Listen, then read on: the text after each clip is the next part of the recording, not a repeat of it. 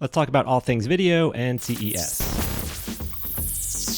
Welcome to Video Signals. Twice a week, you get a newsletter with 5 links, 3 tools, and 1 tactic. This is the video and audio version of the newsletter. So let's jump into it. So this edition is a little bit different. CES is over. So I kind of went through a bunch of updates that I could find and tried to gather the ones that are the most video centric / also that talks about virtual reality, augmented reality, and then a couple of just interesting things overall at a CES. There wasn't anything that was like really mind-blowing. In the opening of the email, there is a link to a TikTok that has 34 tools. If you want a quick 90-second highlight reel of interesting things from CES, go check that out.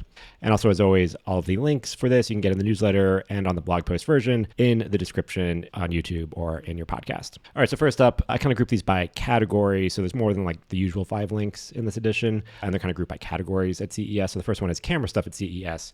So their most interesting thing was a device from Simo that plugs into the HDMI output of your camera, and you plug it into your iPhone or iPad, and it turns your iPhone / iPad into a video monitoring device and a recorder. So sort of a replacement or an alternative to an Atomos Ninja device where you could have a monitor / recorder. You could do that with your phone or tablet with this device. Camera-wise, there wasn't really anything more interesting than what we talked about last week, the Panasonic S5 Mark II. So there wasn't anything new camera stuff that came out that was more interesting or more useful than that. That said, there was a camera from PTC Optics. They have a new studio camera that you can remotely control, as you can kind of do with all their cameras, but they had a new camera out.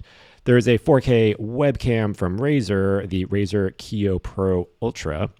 And there's an 8K cinema camera from Bosma, which I have not heard of that company yet, but they did announce an 8K cinema camera in a box format. I believe it was around $3,500.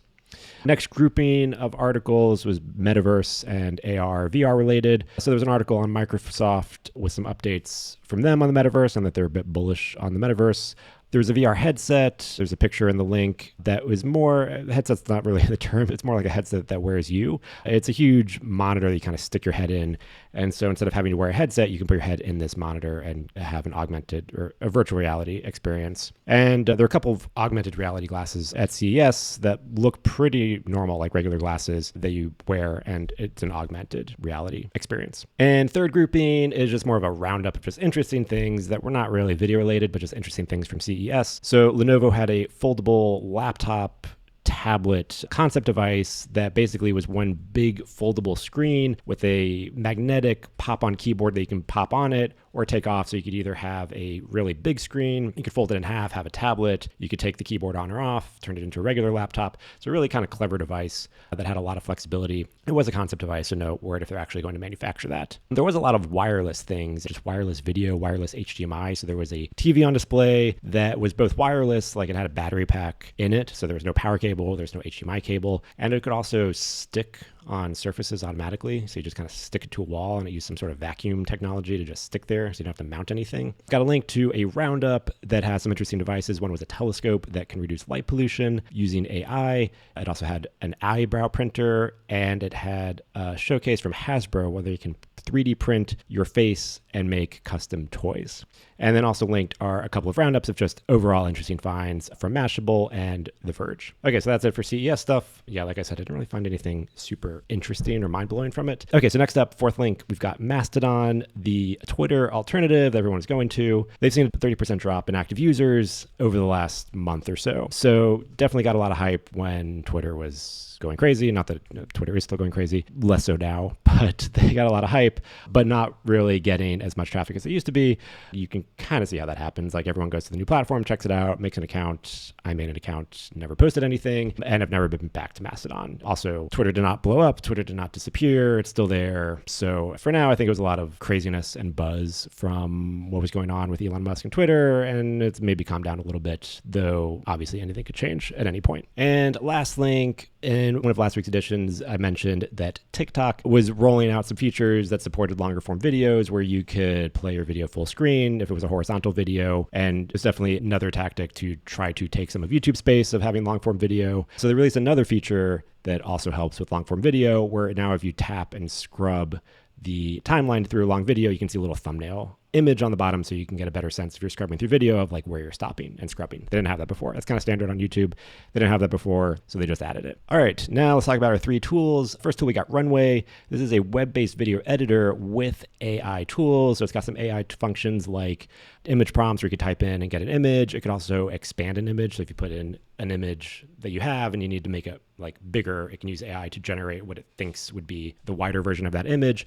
And then it could also do object tracking and removal using AI. Next tool we've got is Sked Social. So this is a social media scheduling tool, but it has a lot more Instagram specific features and they're all much more focused around Instagram. And third tool is Turbo Ad Finder. So you can search and save Facebook ads and kind of scout out, see what's working, spy on other competitors, see what they're using, and then save and kind of build groupings of those ads.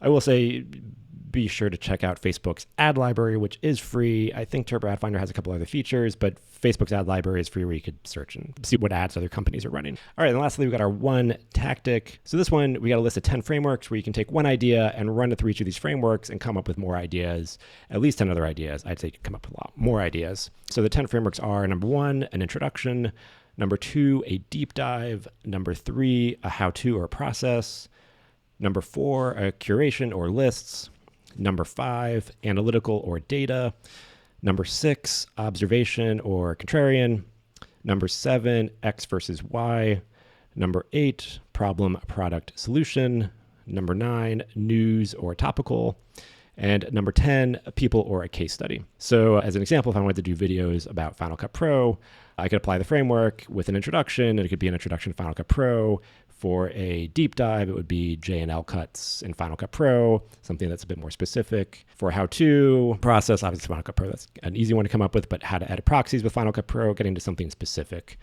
with what we're doing. Curation lists, 5 tips to speed up editing in Final Cut Pro. Analytical data, best export settings for Final Cut Pro. So you can see it goes on and on, X versus Y, Final Cut Pro versus Premiere. So you can kind of take any of these frameworks, apply it to whatever topic you're doing, and use that as a launch pad to come up with more ideas. And that is it for this issue of Video Signals.